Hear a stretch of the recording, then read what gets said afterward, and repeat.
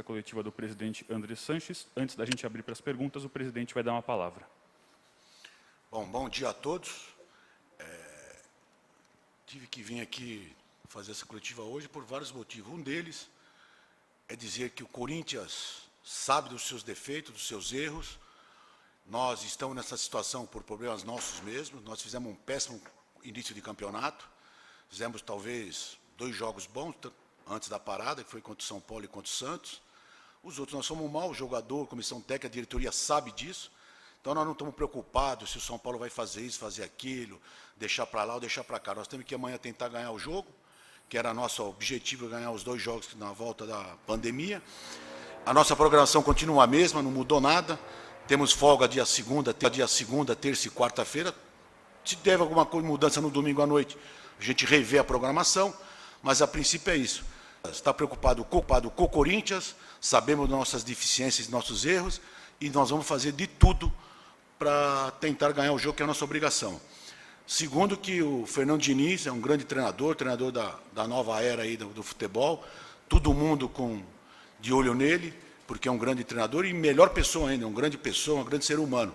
E se ele quiser seguir a programação de jogar com sub-15, sub-20, sub-17, o São Paulo tem liberdade de fazer aquilo que quer e que pode. O Corinthians não tem nada a ver com isso. Aqui não vai ter chororô, aqui não vai ter especulação, aqui não vai ter insinuação de nada. Futebol se joga no campo, tem que se ganhar primeiro o nosso jogo. Aí depois, os outros que se virem. É isso. Agora a gente vai abrir para as perguntas. A primeira pergunta é do Samir Carvalho, do UOL. Bom dia, Andrés. Bom dia a todos.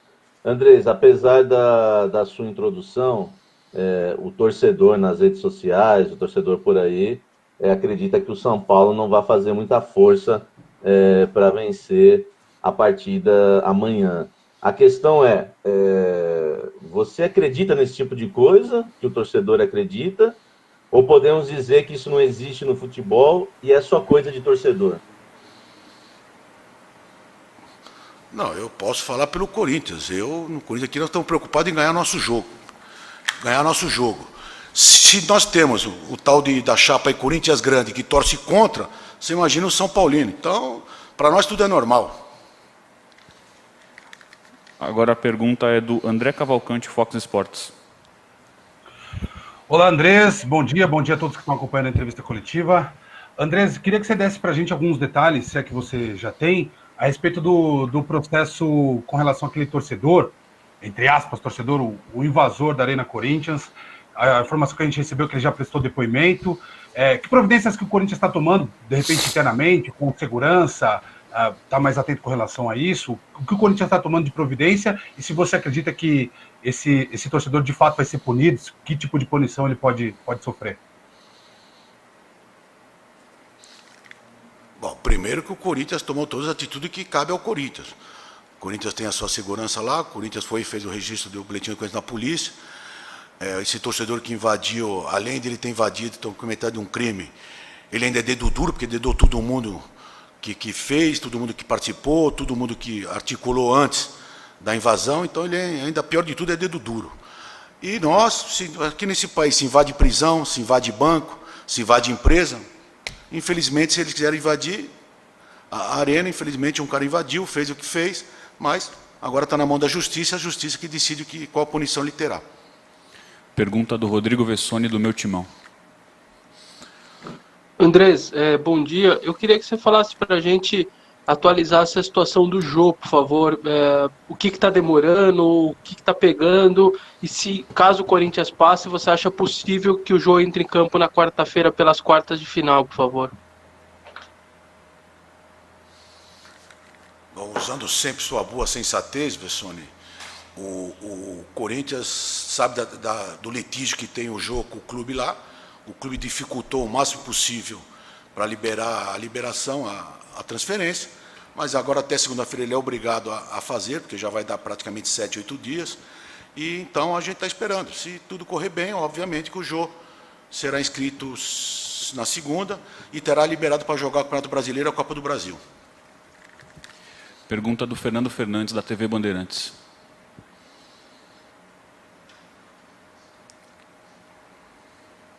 Não estou ouvindo. Fernando Fernandes, sem áudio. Fernandinho. Agora foi.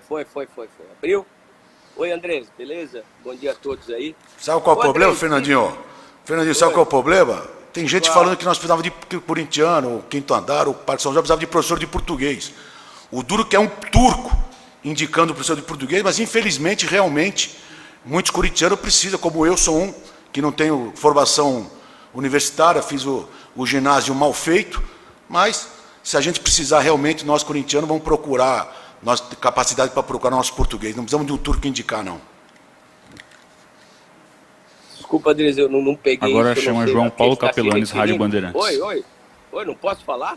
Mas, para quem eu falei, sabe. Deixa eu fazer a pergunta, então. Um abraço, Andrés. Eu acho que... À vontade. Se puder ir à escola, ao português, acho que é muito importante, mas a vida também faz a gente caminhar por caminhos e ter sucesso nela. Eu acho que isso não pega. Andrés, vem cá, você acredita em mala branca? E se fosse necessário, você enviaria para alguém, por exemplo, como esse momento que está acontecendo?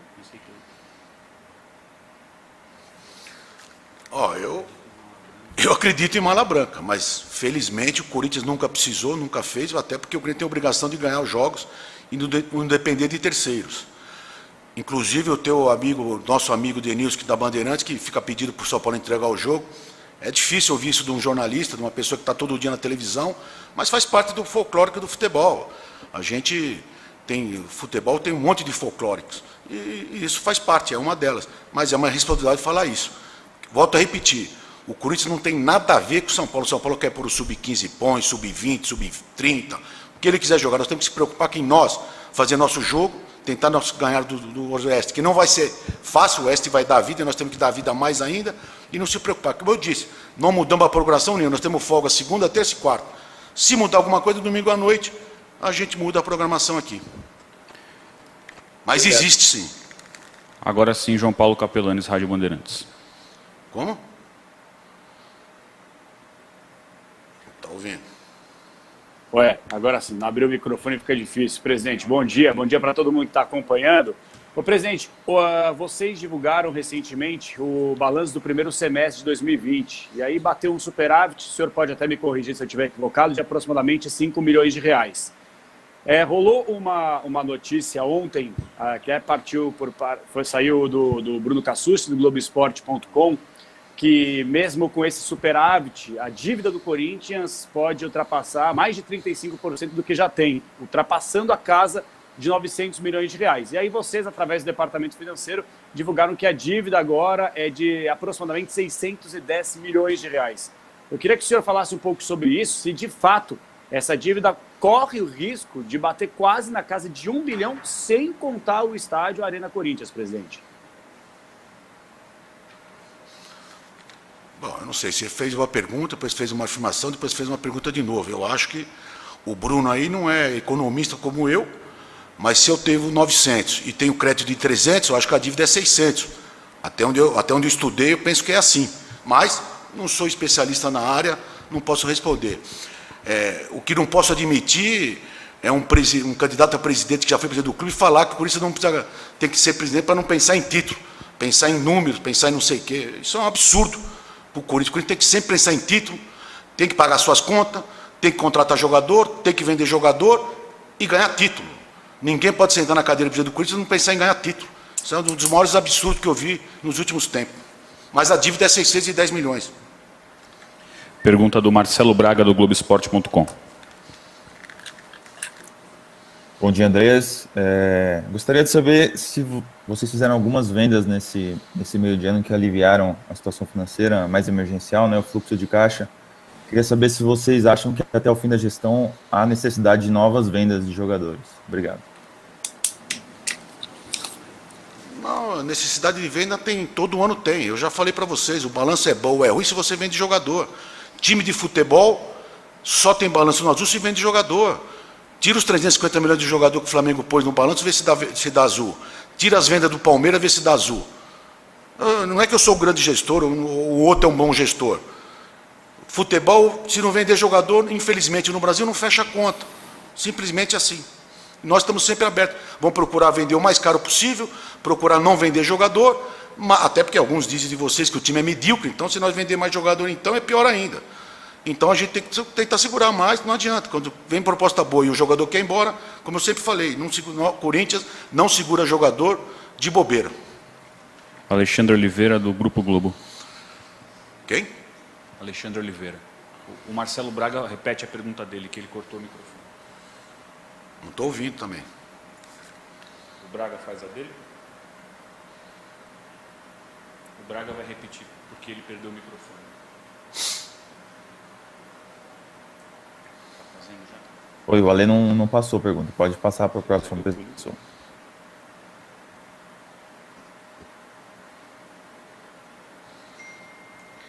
A gente vai para o próximo, então. Anuar Sayed, Gazeta Esportiva. Bom dia, presidente. Bom dia a todo mundo. Queria falar que, recentemente, Danilo Avelar falou que os jogadores não seriam loucos de entrar na justiça por conta dos salários atrasados, como o que a gente viu acontecer com o Santos. Eu queria saber se você acredita que o clube está conseguindo evitar que essas situações fora de campo afetem o elenco. Bom, se a gente ganhar os jogos, vocês não vão falar que afetou nada. Se a gente perder, vocês vão falar que afetou porque estava com o salário atrasado. Aqui foi tudo combinado, foi tudo acertado com os atletas desde março. Então eles sabem quando vão receber, como vão receber. Então, você explicando o jogador de futebol, tem muita lenda de jogador de futebol. Eles não são burros, pelo contrário. E você sendo sincero, às claras, e mostrando para eles, eles entendem. Eles não têm problema nenhum. É óbvio que o ideal é todo mundo receber em dia, mas pela primeira vez na história do Corinthians, nós atrasamos aí alguns meses, mas eles já sabem a data que vão receber. Então, eu tenho confiança total. Se nós perder o jogo, perdemos porque perdemos. E se nós ganhar, também ganhamos porque ganhamos. Todo mundo sabe da sua responsabilidade. Tenho medo nenhum, até porque nós somos sinceros e todos estão conscientes. Pergunta da Priscila Senhorães, Esporte Interativo. Bom dia, Andrés. Bom dia a todos. Eu gostaria de voltar um pouquinho ali na situação extra-campo, né, que aconteceu no Clássico de quarta-feira. Claro que a rivalidade no futebol faz parte, ela movimenta a torcida, movimenta a equipe, mas eu gostaria de escutar da sua parte qual que é o limite dessa rivalidade saudável. Na quarta a gente teve algumas situações, a invasão antes do jogo sendo a principal, claro. Onde é que fica esse limite da rivalidade? Bom, infelizmente, o momento que nós estamos vivendo no país é isso. Perde um jogo, vão lá, quebra a nossa torcida, não faz isso, ou não fez isso. Mas perde um jogo, a torcida vão lá, quebra o estádio, a outra torcida invade o condomínio do presidente do clube, e tudo isso está muito perigoso. O futebol está chato, caríssimo e perigoso. É que nem o menino prodígio, o homem da abóbora, a gente já cumpriu tudo com o Del Monte, lá das pedras preciosas de BH, que pode ficar tranquilo que está tudo certinho. Voltando agora ao Rodrigo Vessoni, do Meu Timão. Presidente, Quem? eu queria que você falasse... Sensatez? Presidente, eu queria que você falasse duas situações que também envolvem dinheiro, por favor, que se falou muito aí nos últimos tempos. Só atualizasse a gente, por favor, o pagamento do Cantilho, que acho que mais 6 dias, né, o prazo, só para saber como que está, e a situação do dinheiro do Pedrinho também, que parte do trâmite que está, enfim, por que ainda não aconteceu, que o Benfica ainda não depositou, por favor. No caso, o banco não refez, né? Primeiro, porque o Benfica vai depositar só em agosto. E segundo, o Cantilho, nós temos para pagar até o dia 27, dia 28 de julho, mas também podemos atrasar sem problema nenhum, mas pode ficar tranquilo que nós vamos pagar. Diferentemente do que dizem, não se gastou muito para ganhar a Libertadores. Quando se ganhou uma Libertadores em 2002, nós só contratamos o Romarinho. Se gastou muito para tentar ser bicampeão da Libertadores, que gastou até o que não tinha em 2013 e 2014. Essa é a diferença. E estamos pagando as contas. Agora a gente volta à pergunta do Fernando Fernandes, da TV Bandeirantes.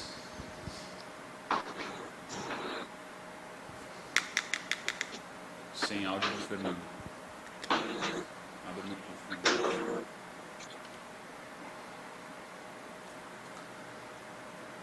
Tem que abrir o microfone de novo, Fernandinho.